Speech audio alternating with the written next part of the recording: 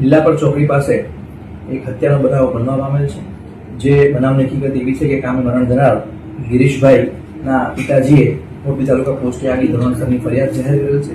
જે કામે વિગતવાર હકીકત એવી છે કે આ કામે જે મરણ જનાર ગિરીશભાઈ છે એ આ કામના આરોપી મહેશભાઈની ભત્રીજીને અગાઉ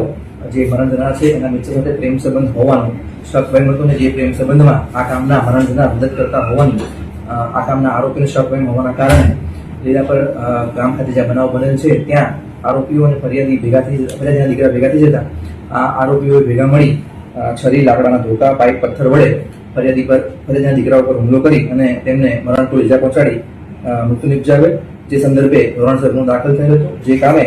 દિલીપભાઈ મહેશભાઈ કંજારિયા, અરવિંદભાઈ ઉર્ફે મુન્નાભાઈ ડાયાભાઈ પરમાર, કિશનભાઈ પ્રભુભાઈ પરમાર, મહેશભાઈ ઉર્ફે પાંચાભાઈ ડાયાભાઈ પરમાર, દિનેશભાઈ જગદીશભાઈ ડાયાભાઈ પરમાર, અમિતભાઈ મહેશભાઈ પરમાર આ કુલ 7 આરોપીઓને અટક કરી અને તેમના રિમાન્ડ મળી ધોરણસરની કાર્યવાહી હાથ ધરવામાં આવે છે.